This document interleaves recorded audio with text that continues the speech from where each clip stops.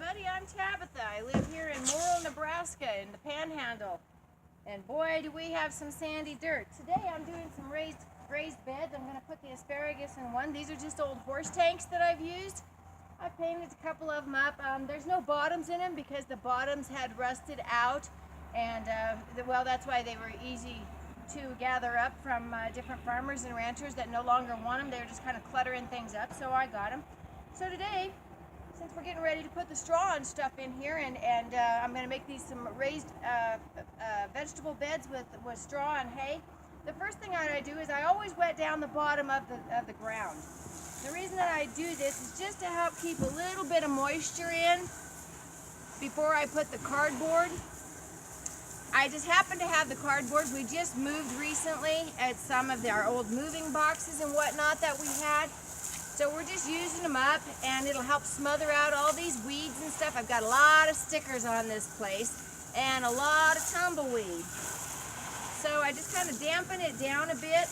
I don't do anything real major. I don't soak it or anything. I just dampen it down enough to gather up a little bit of water, help the decomposition of the cardboard.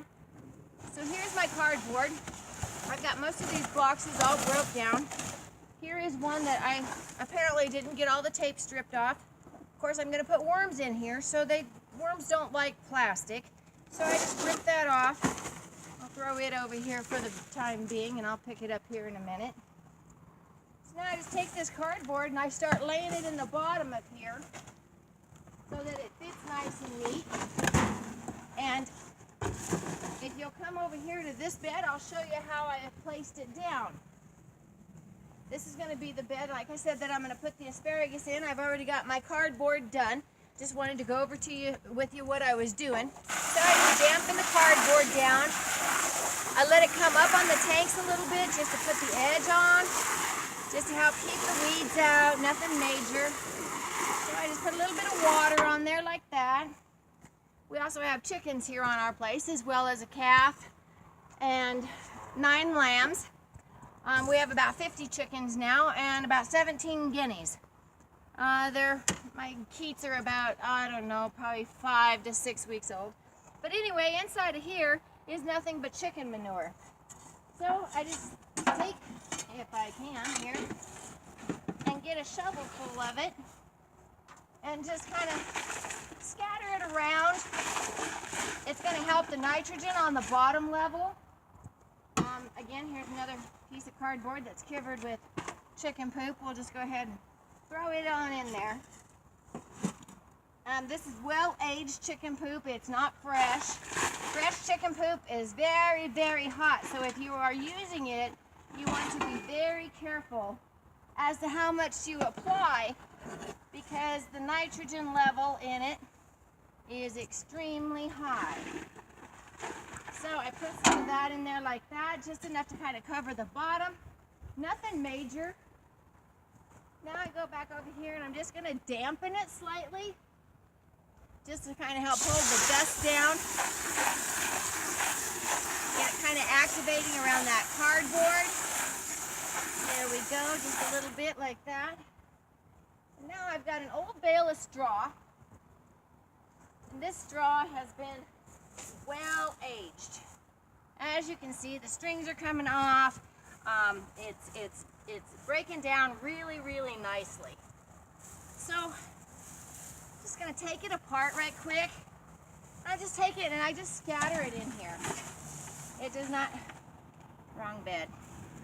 I've got 3 of them going, so I kind of lose track of where I'm at, but over here is where I want to be.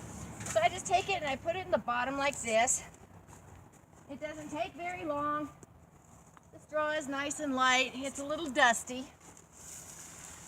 The older your straw is, the more you're going to like it.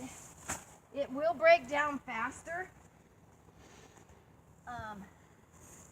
This is some straw that has been laying outside for, I would say, probably 5 years. Surprised the strings are still on it. Usually the mice get in there and start nesting, which I am glad to see that there are not, because I don't do rodents well.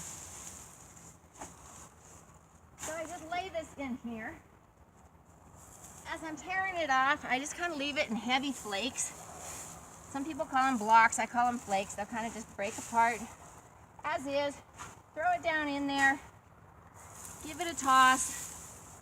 Wet it down.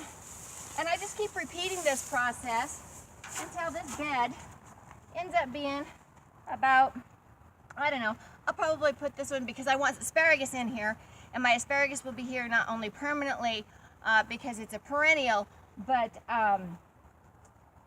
it'll be getting its roots and stuff ready for the fall. So I've got the asparagus seeded, and now I'm doing the bed so that I can put it in there, and hopefully next year I'll have more sprouts. You don't pick it the first year. So the following year, which we are talking 2019, this whole thing should be covered with asparagus off the 9 plants that I am putting in here. So this is how I do it. It works out very well. Here you can see that I have some Brussels sprouts going, and inside of this, again, is nothing but straw. There has been a little bit of dirt that has been mixed in.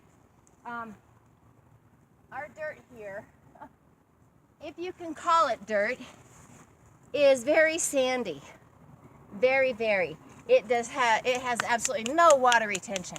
So I'm really hoping that the straw will help hold the water in.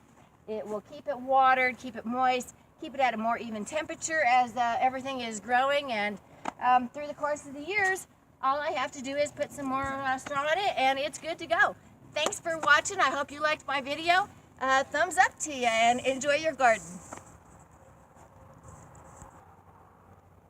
And so here I am. Oh, man, it's scorching out here. It's about 90 degrees. It's probably, I don't know, getting close to 5 o'clock in the evening.